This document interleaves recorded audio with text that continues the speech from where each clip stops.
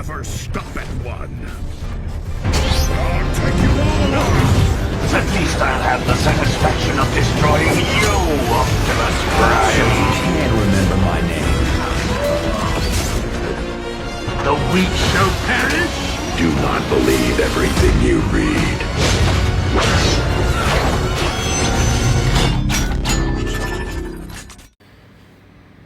Hello everyone, I am Cyberverse Prime, and today I have a very special review dedicated to the 15th anniversary of Transformers Dark in the Moon. I'm so happy to finally get to these Studio Series figures for the 15th anniversary of this film, because this was, in my opinion, Dark in the Moon was and is my ending for the Bayverse. Yes, Age of Extinction was okay, and the Last Night we don't talk about, but mainly it's the first three movies for me, and only the first three, because those just had some, I don't know, that they had a lot more aura. There was a lot more aura in those movies than there was in the past, than the last two. But anyway, here is Leader Class Shockwave in his tank mode.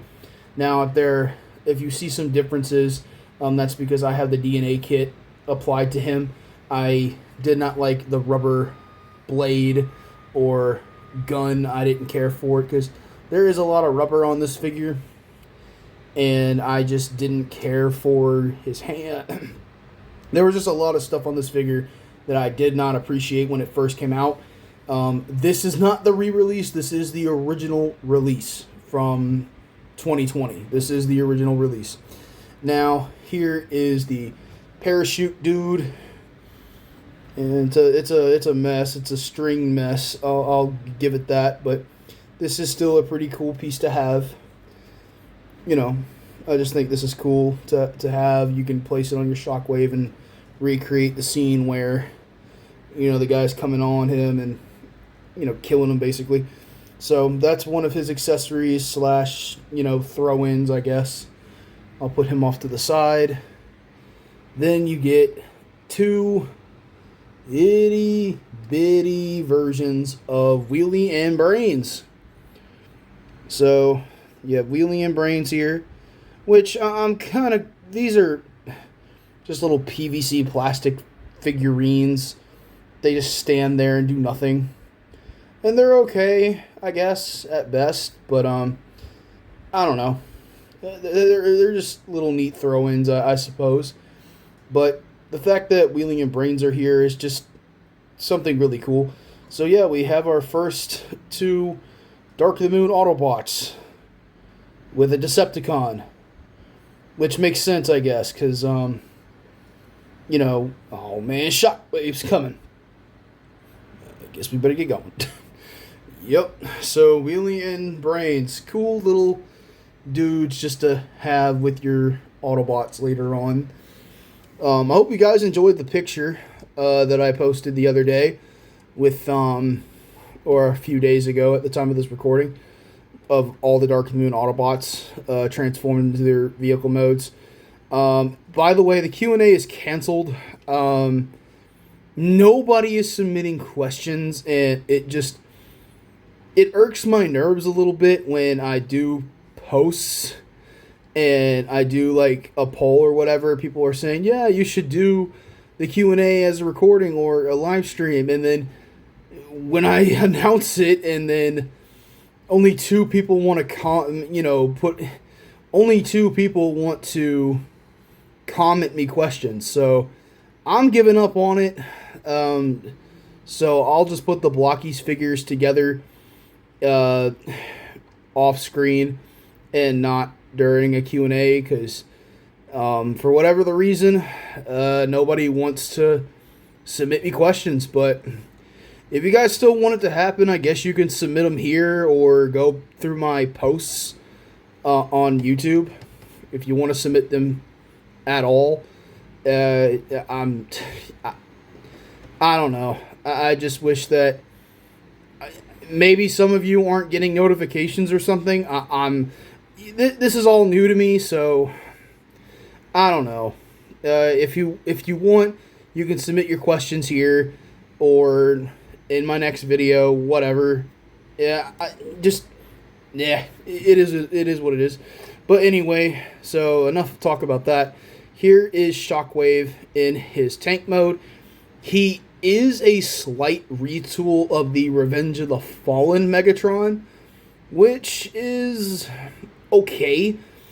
And honestly, this is supposed to be a Cybertronian tank, and you can tell it's just Shockwave doing like a yoga pose. Like, that's what it reminds me of. It's just he's got his arms tucked inward, his head's up here at the front, and then he's got it just kind of makes it look like he's stretching himself out, and it's funny. I mean, they have to make it transform, but I'll be honest, this isn't the mode that you buy this figure for. It's the robot mode, and the robot mode is so badass. Let's go ahead and get to it. But I do have one comparison. Here he is with the sneak peek of my next review, my custom Dark of the Moon Sentinel Prime from Studio Series. So there he is with Sentinel Prime. Get a sense of scale there, which looks pretty good, in my opinion. So, yep, there is a little brief, there's a little brief sneak peek of the next upcoming review. Anyway, to transform Shockwave, if you have the Revenge of the Fallen Megatron, or hell, even the original Shockwave from Dark of the Moon, it's kind of similar to that. So, to transform him, it's easy. You just untab these sections here. These are going to become his feet, obviously. So then you rotate this up. Rotate these sections down. Then you come to this the tank barrel here. Lift this up. Untab the back piece from the shoulder and wiggle that out. Same thing over here. Untab this part here and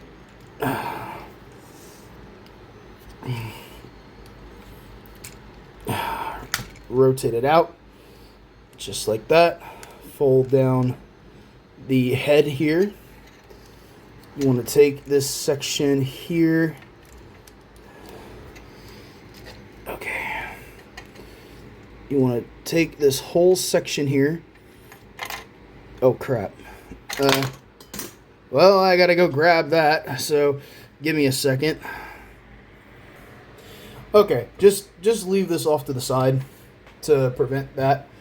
I believe with the original rubber piece, because this is the DNA, I think it does stay in his forearm a little bit better, but I do think that this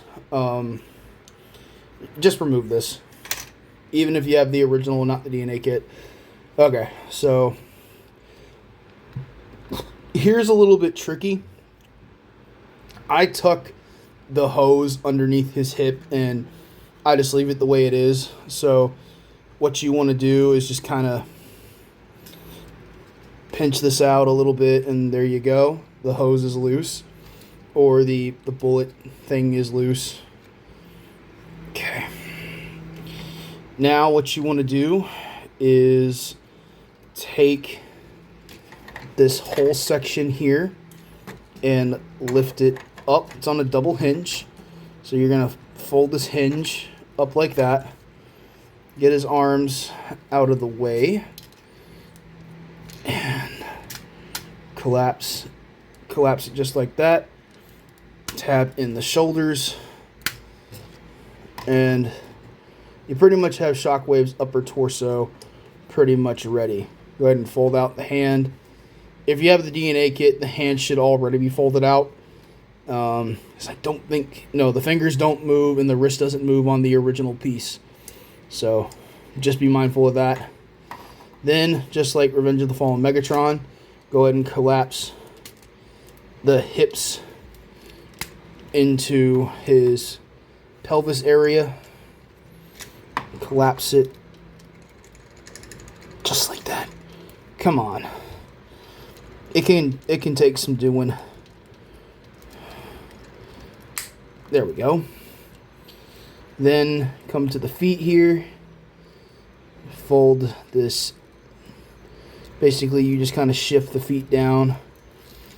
And then you take this part here, rotate that, and then rotate it towards the back. Same thing here, fold this down, rotate it towards the back, and then collapse the foot in. And there, well, one second. And there is Shockwave in his robot mode, and I'll be damned, this is a gorgeous robot. When I first saw the render images and then the in-hand images of this guy back in 2020, oh my land of Jesus. Sorry. I didn't mean to say that. Oh my goodness. This was one of my most anticipated figures back in 2020, to be completely honest. This was definitely one of my most anticipated figures, because it was this guy, Scavenger, Mixmaster 07 Megatron, Soundwave, I believe, Bumblebee and the RC triplets, and World War II Hot Rod in that one wave. Oh my god. I can't lie. That wave and wave 5 for Studio Series, goated waves for Studio Series. Still is to this day, in my opinion. But I want to say Shockwave was the main highlight. And I think Shockwave is definitely one of the best ones. Because look at this guy. Now, with the DNA kit, his whole cannon here is plastic now. So there is no rubber. He's got his thumb here, and that's not rubber. I guess maybe I should just get into articulation first. He's got a ball joint here at the neck, which is cool. So you can get some pretty expressive, like, he can look all the way up now to look up at Tyrese Gibson and call the Driller. So many people still want the Driller. That's just too humongous. And I really don't want an articulated worm to take up my whole Dark in the Moon shelf. As cool as it was in the film, I don't care for it that much. So, yeah. Anyway, yep. The Shockwave head can look all the way up. He's got universal joints here at the shoulders.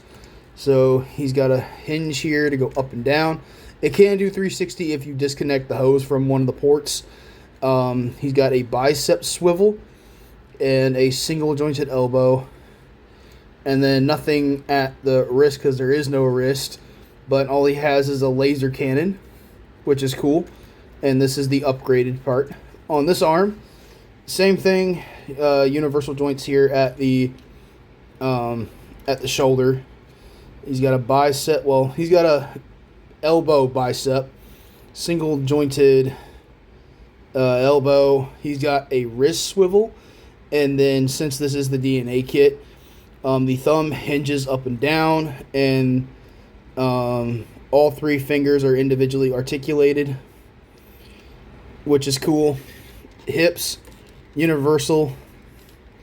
It can go in and out, forward, backward, all that good stuff.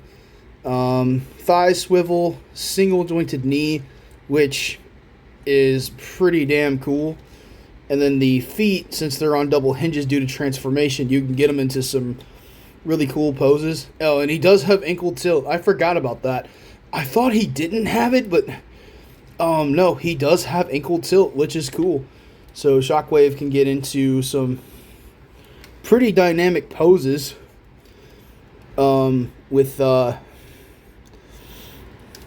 you can put him in some pretty dynamic poses.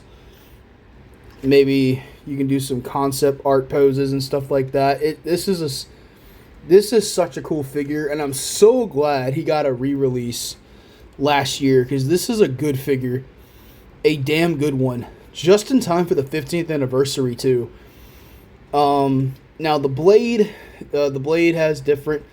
Now the original is just one solid piece, but this one does something from the game where it does extend out, because I believe if you play a Shockwave on the online version of Dark of the Moon, he can move his blade like this to give him more leverage, I suppose.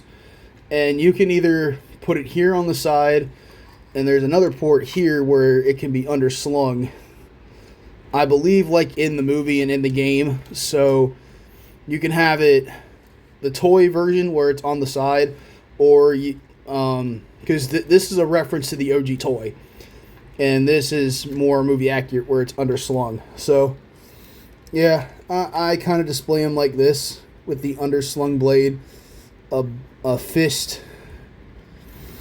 Yeah, with a fist and his blade extended. It looks pretty cool to me.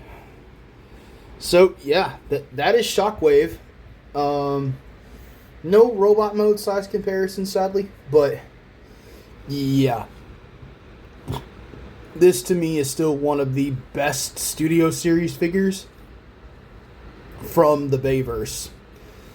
And yes, he is purple because they didn't want to cast an entirely like gunmetal gray plastic version of Shockwave. So what they did was they dry brushed metallic purple on him, kind of like that metallic aquamarine on the leader class Grimlock. And I love this. This looks so good. And I remember when the renders came out and he was full on purple, and so many people were disappointed. They thought, oh my god, he's going to look so inaccurate. But no, in person he looks a lot better. He looks a lot better and cooler in person. And honestly, this is definitely one of my favorite Studio Series figures, even with the DNA kit. Because all you get with a DNA kit is a better gun arm and a better blade. Well, you get his arms basically are the upgrade, and it doesn't hinder the figure whatsoever. And personally, I think this guy is super cool with the DNA kit, and I highly recommend it.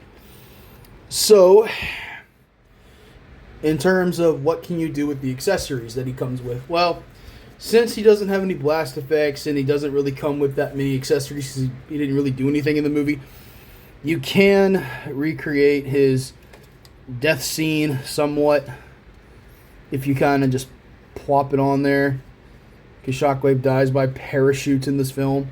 So you can do that. You have Wheelie and Brains try to run away from Shockwave because they are midgets or small bots or whatever. Sorry, I didn't mean to. They are mini mini bots. So, damn it, Brains, stand up. Anyway, this will conclude my video review for Dark of the Moon Shockwave from Studio Series. I still think that this one is the better version of Dark of the Moon Shockwave. I still do love that original figure that came out back in 2011, but God, is this guy an upgrade. Oh man, he's a major upgrade from that.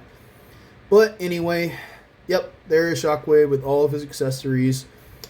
And I want to thank you all for staying tuned and watching this, and I hope you guys are going to enjoy this Dark of the Moon marathon, because throughout the whole month of July, I'll be doing Dark of the Moon reviews to celebrate the 15th anniversary, and I'm hoping to finish up in July as well, just to get it all finished up, and then I believe after that, I'm gonna do some. I think I'm gonna go back to doing some G1 stuff. I'm not sure. I just wanted to keep my Bayverse fellas or my Bayverse fans, on their toes, because, it has been a minute since I've done some Bayverse. So here we are, reviewing Shockwave. But anyway, thank you all so much, and stay tuned for the next one.